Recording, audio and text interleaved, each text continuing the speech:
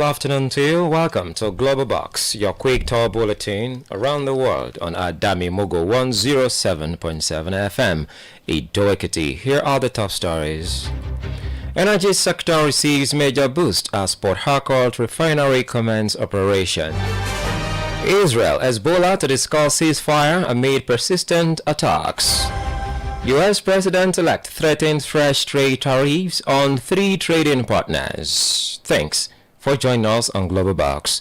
My name is Ijason. We kick off from home, where the country's hope of achieving energy independence and economic growth received a major boost today after it was announced that the Port Harcourt refinery in Rivers State has commenced crude oil processing. This was revealed by the Chief Corporate Communications Officer of the Nigeria National Petroleum Company Limited, NNPCL, Femi Suneye, who added that efforts to get the Warri refinery up and running are in earnest. In the statement, Suneye wrote, "Today marks a monumental achievement for Nigeria as the Port Harcourt refinery officially commences crude oil processing, while congratulating President Bola Tinubu, the NNPCL board, and the leadership of NNPCL's group CEO, Mele Kyari, for their unwavering commitment towards the transformative project."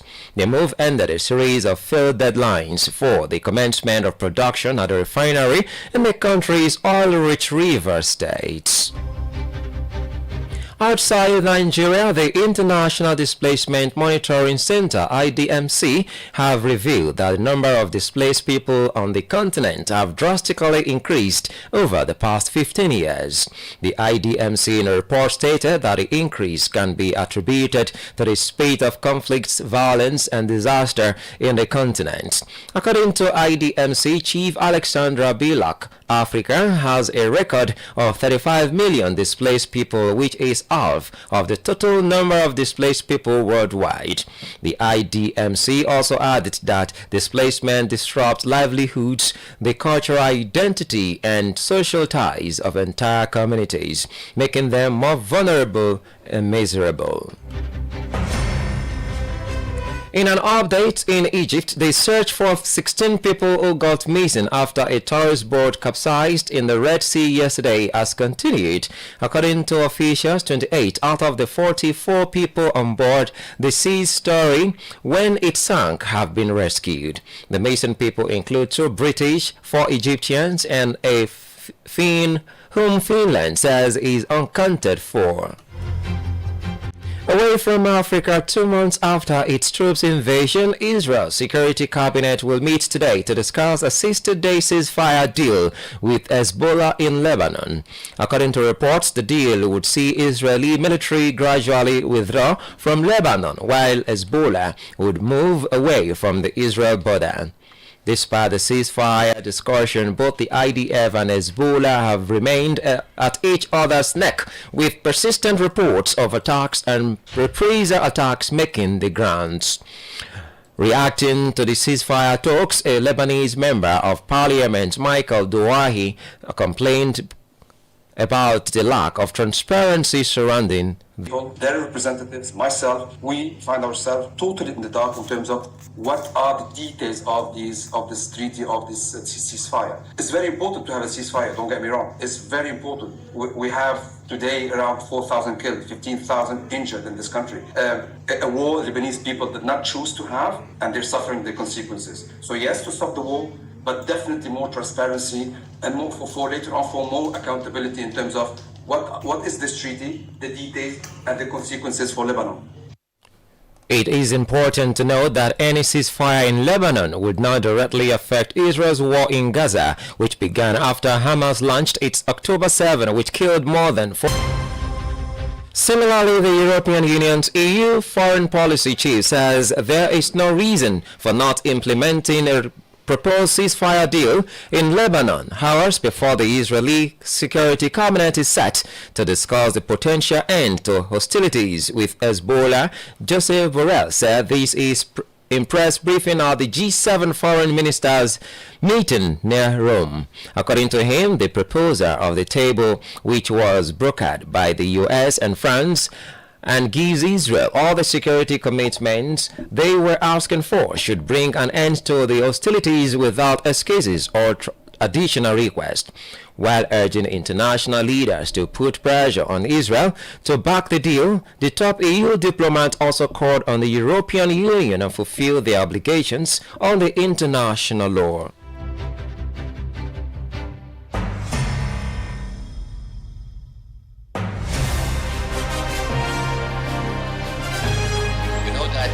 The U.S. is in a completely different position because the U.S. has not signed the Rome Convention. But all member states of the European Union have signed the Rome Convention. And it is not something that you can pick and choose. You cannot applaud when the court goes against Putin and remain silent when the court goes against Netanyahu. This is the typical example of two ways and two measures by which we are so much criticized.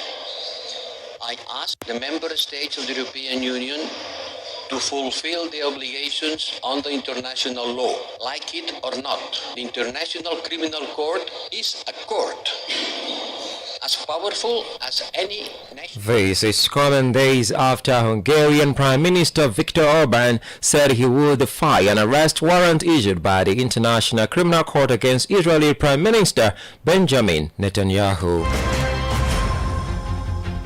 In New Zealand, authorities there have confirmed that the tourists who fell ill from methanol poisoning in Laos have returned home.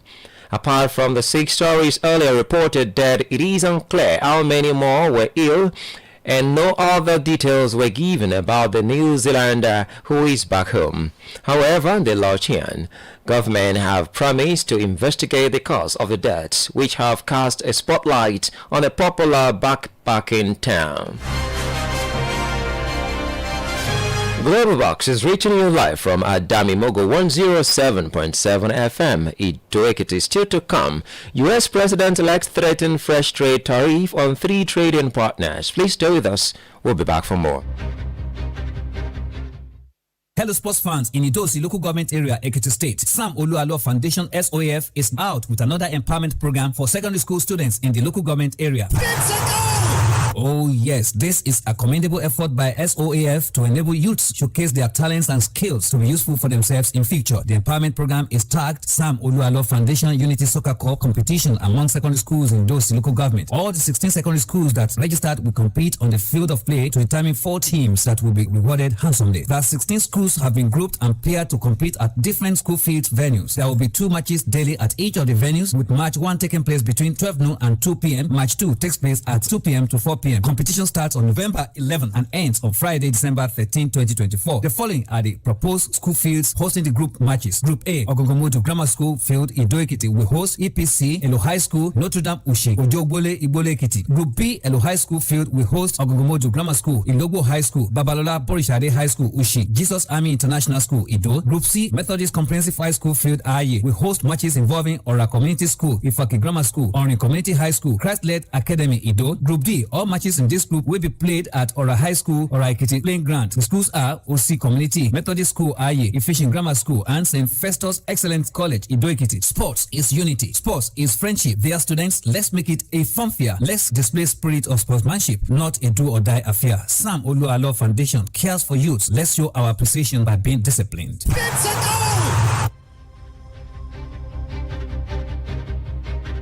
Welcome back and thanks for joining us again. You can subscribe to our YouTube channel and follow us on Facebook via Adamimogo 107.7 FM. For happenings around you or news inquiries, please contact our newsroom on this number 0811 801 8242. Now to the rest of the news. In Pakistan, a group of protesters demanding for the release of former Prime Minister Imran Khan have been tear-gassed by armed forces as they move closer to parts of the city designated as a red zone. The march is in response to a final protest call made by Khan to his supporters for them to stay in the capital until the government attends to their demands. Recall that Khan is serving a 3-year jail term for corruption which he absolutely denied. Talking business, Donald Trump has vowed to hit China, Mexico, and Canada with new tariffs when he officially assumes his role in the White House in an effort to force them to crack down on illegal immigration and drug smuggling into his country.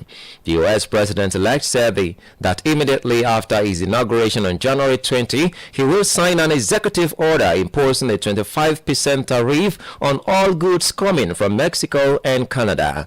He added that an additional 10% tariff will be levied on China until the government there blocks smuggling of the synthetic opioid fentanyl from the country. If Trump follows through with his threats, it will mark a major escalation in tensions with America's three biggest trading partners.